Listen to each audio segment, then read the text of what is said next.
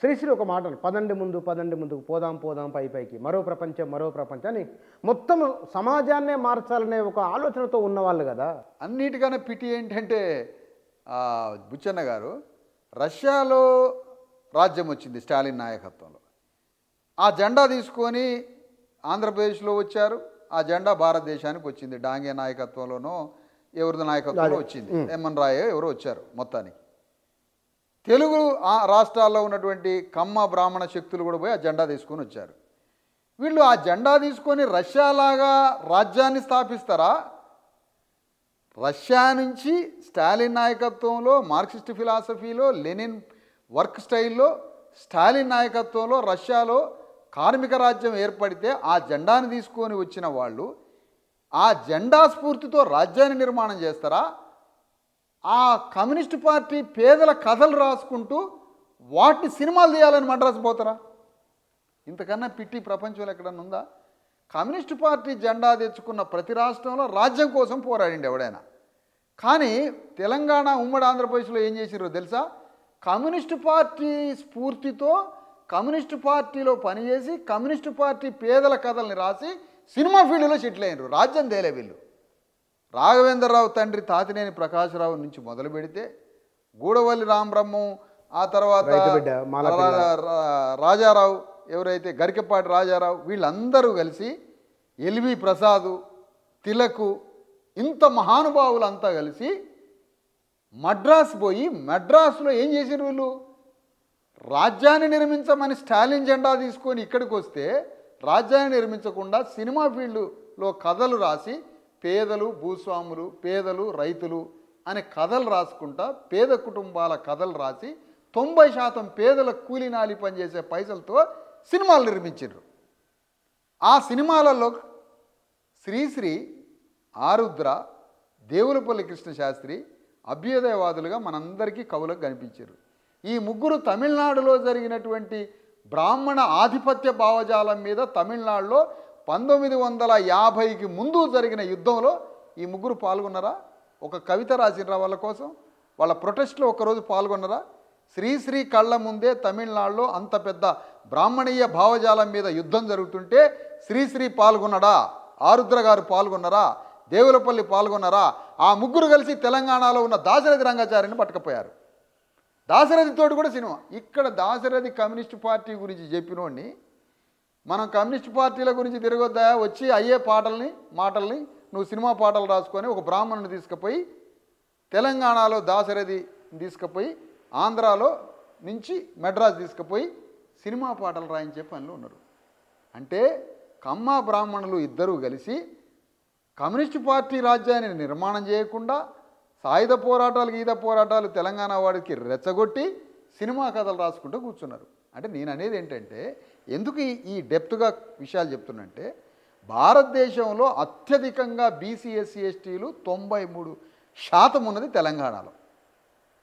93% ఉన్న ఈ పేద కడుపుల పేగులు తిండి లేని, ఒంటి మీద బట్ట లేని, వంగిపోయిన ఎముకల గూడుతో ఉన్నటువంటి బీసీ ఎస్సీ ఎస్టీలు భారతదేశంలో ఇంత పెద్ద రెడ్డి వెలమ కరణం ఫ్యూడల్స్ కింద ఇంత బానిసలుగా ఉన్నది చైనా కూడా లేరు. అంత పెద్ద భూస్వామ్య వ్యవస్థ తెలంగాణలో ఉంది అని ప్రపంచమే విశ్లేషించింది.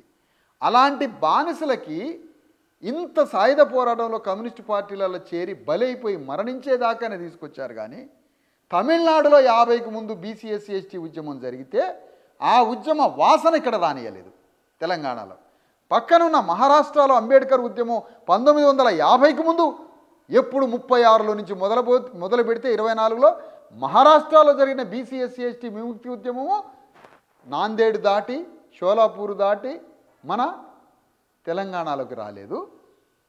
పక్కన ఉన్నటువంటి తమిళనాడులో జరిగినటువంటి బ్రాహ్మణీయ ఆధిపత్యం మీద జరిగిన యుద్ధం మన ఉమ్మడి ఆంధ్రప్రదేశ్లోకి రాలేదు. ఎంత పెద్ద కుట్ర అంటే నేను అనేది ఏంటంటే బుచ్చన్న గారు కుట్ర అంటే తెలిసి చేసిన పనే ఇది. నేనేమన్నానంటే బుచ్చన్న గారు ఎగ్జాక్ట్లీ కుట్ర అంటేనే అది కదా, కాన్స్పిరసీ అంటే అదే.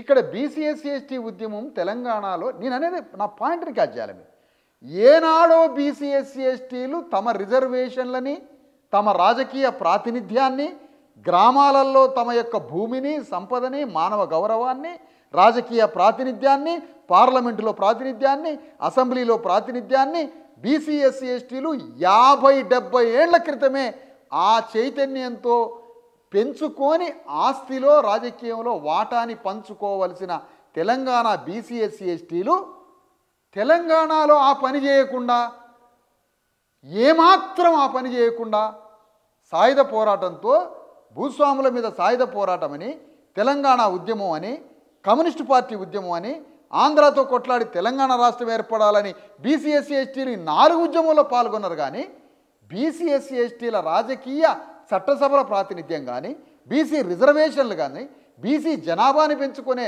గణాంకాలు కానీ ఈ ఉద్యమంలో ఎప్పుడు వచ్చారంటున్నాను. నా పాయింట్ ఏంటంటే ఈ ఉద్యమంలో వచ్చింది ఈ 7-8 సంవత్సరాల దశాబ్ద కాలం. నాకు ఒక మేము రాజ్యాంగం మాట్లాడుతున్నారు కదా, మీరు కంప్లీట్ చేయండి. కంప్లీట్ చేసి అదే నేనేమంటానంటే తెలంగాణలో ఈ మధ్య వెళ్ళి విరిచిన చైతన్యమే తప్ప ఇది అంతకుముందు ఒక నామమాత్ర రేఖామాత్రంగా ఉన్నది కదా. అదే నేను అంటున్నా, తమిళనాడులో 70 ఏళ్ల క్రితం మొదలైన బీసీ ఎస్సీ ఎస్టీ ఉద్యమం, నా పాయింట్ని మీరు మళ్ళీ ఆర్గ్యుమెంట్ చేయాలి సార్. నేను ఈ సందర్భంగా అంటాను, తమిళనాడులో 1940కి ముందు బ్రిటిష్ వాళ్ళ మీదనే పోరాటం మొదలైంది. మా బీసీ ఎస్సీ ఎస్టీలకి రాజ్యంలో వాటా ఎంత, రాజకీయ ప్రాతినిధ్యంలో వాటా ఎంత అని ఏనాడు బ్రిటిష్ టైంలో, అక్కడ ఉన్నటువంటి టైంలో యుద్ధం మొదలైంది. రైలు పట్టాల మీద తమిళనాడులో మొదటిసారిగా వేసిన బ్రిటిష్ వాడు వేసిన రైలు పట్టాల మీద బీసీ ఎస్సీ ఎస్టీలు అడ్డంగా కూర్చొని మా రిజర్వేషన్ల సంగతి ఏంది అని 1940కి ముందు పోరాటం తమిళనాడులో ప్రారంభమైతే, 1925 నుంచి మహారాష్ట్రలో ప్రారంభమైతే తెలంగాణలో ఈ ఊసు ఎందుకు రాలేదు ఇక్కడ? ఒక మాట నాకు ఇది మీ సమాధానం చెప్పండి. 1985లో కారంచేడు దళిత ఉద్యమం వచ్చింది. మాదిగాకుల దండవరు వచ్చి 30 ఏళ్ళు పోరాటం చేసింది. ధర్మ సమాజ్ పార్టీ మీరు పార్టీగా నిన్నమని వచ్చినప్పటికీ మీరు ఒక 8 ఏళ్ళ ప్రయాసం ఉన్నది. మీరు ఇందాక ఒక మాట అన్నారు, తమిళనాడులో ప్రతి కులానికి ఒక పార్టీ ఉంది, వాళ్ళు చైతన్యంతో ఉన్నారని. మరి మీరు 30-40 ఏళ్ళు పోరాటాలు సంఘాలు బట్టి మీరేం చేసినట్లు? ఎగ్జాక్ట్లీ. ఇక్కడ కారంచేడులో దళితుల మీద దాడులు జరిగి 8 మందిని చంపితే, 8 మందిని కమ్మ వాళ్ళు కారంచేడులో చంపితే, ఈ కమ్మ కమ్యూనిస్టు పార్టీలో ఏం చెప్పారో తెలుసా? భూస్వాములకి కార్మికులకి మధ్య గొడవలైనని అన్నారు. విశ్లేషణ అట్ట చేస్తారు ఎవడన్నా?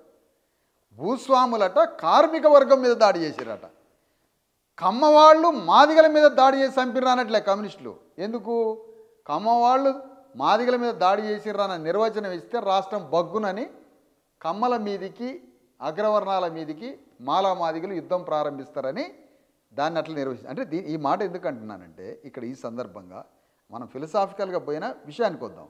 ఎందుకు ఈ మాట అంటున్నానంటే, కమ్యూనిస్టు పార్టీలు కుల చైతన్యం రానియలేదు, అగ్రవర్ణాల మీద అణగారిన కులాలు తిరుగుబాటు చేసే చైతన్యం రానియకుండా అగ్రవర్ణాలే శ్రామిక వర్గానికి నాయకత్వం వహించి ఇది మరుగున పరిచారు. ఇది వాస్తవం. సరే, ఇప్పుడు రియలైజ్ అవుతున్నారని వస్తే చాలా సంతోషం.